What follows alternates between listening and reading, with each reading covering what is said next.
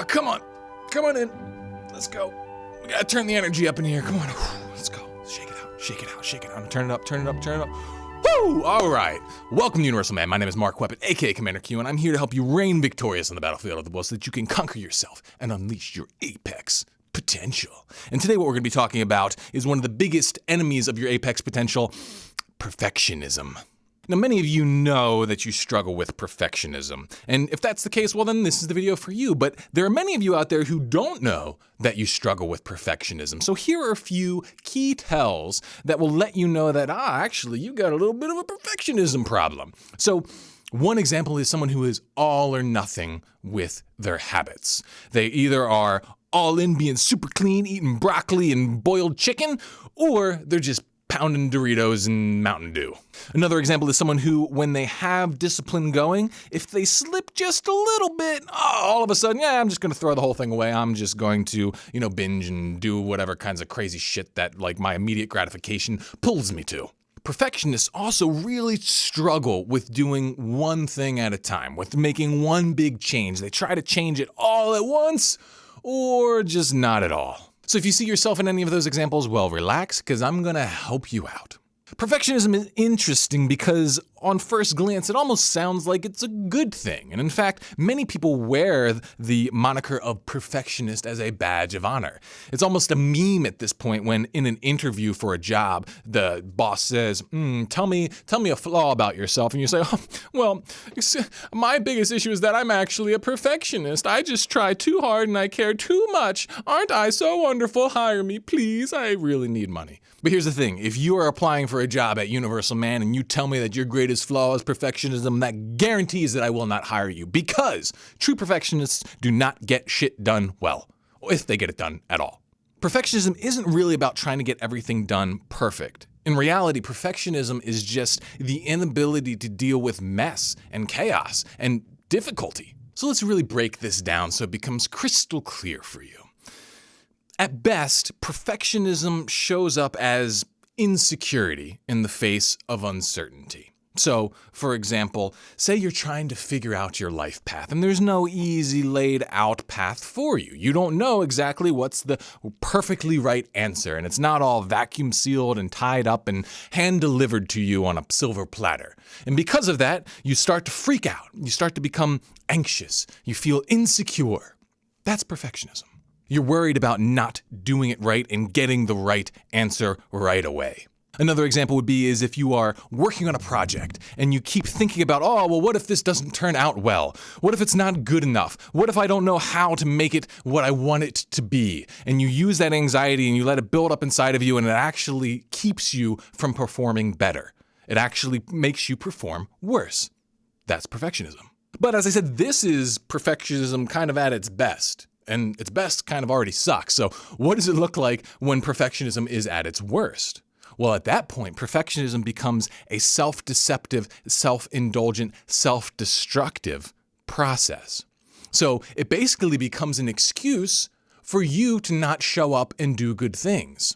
You can kind of boil it down to, if I can't do it perfect, I'm not going to do it at all. So say someone's trying to quit porn, okay? And say they spend a few seconds looking at butt cheeks on Instagram. Well, they'll think, I've already kind of messed up, so maybe I should just watch hardcore pornography then. And that's the rationale, and then they do it. It's crazy, but people do that. They use a little slip as an excuse for a much bigger one.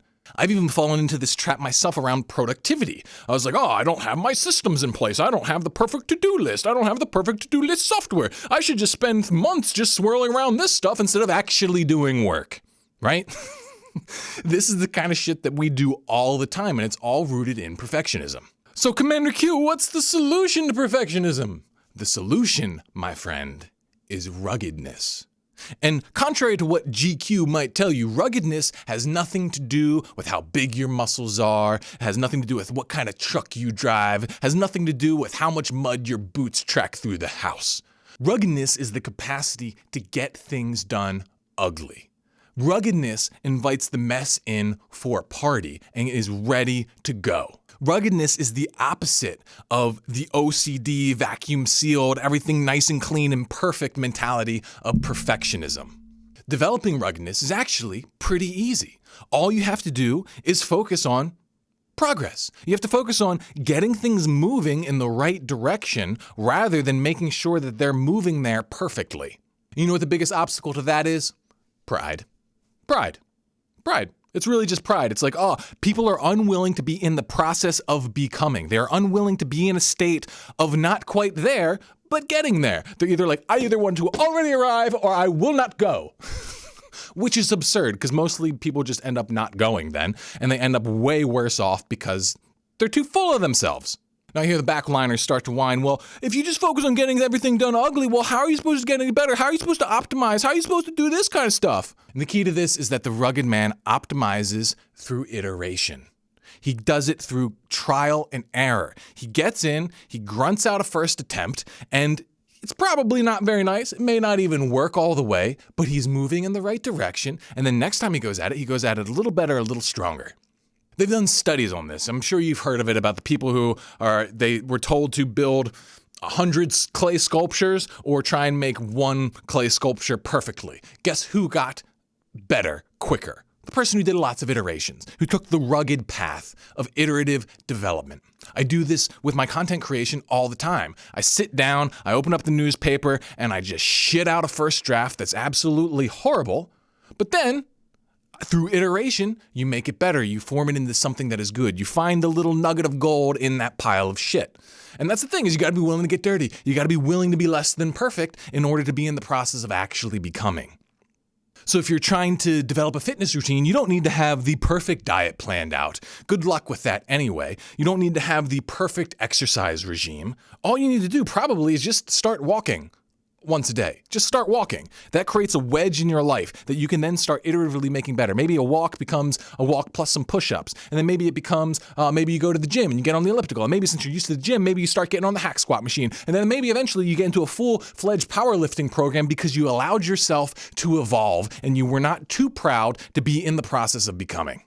Now, just because real progress tends to be messy, it doesn't mean that we need to be stupid about it. There are ways in which we can be very smart and structured in our iterative process to make it better, to make it more efficient. And if you want to learn how to do this, then I want you to dropkick the link below and get my Metascript Method Guide. It is a free guide that teaches you how simple journaling entries, simple kind of imagination exercises can allow you to iterate much faster, that allow you to take this ruggedness and then supercharge it with intelligence. Plus, when you sign up, you also start receiving my daily Conquerors Communique email, which has been scientifically proven to make your voice deeper and your calves thicker. So that's what I have for you guys today. Keep winning. Q out.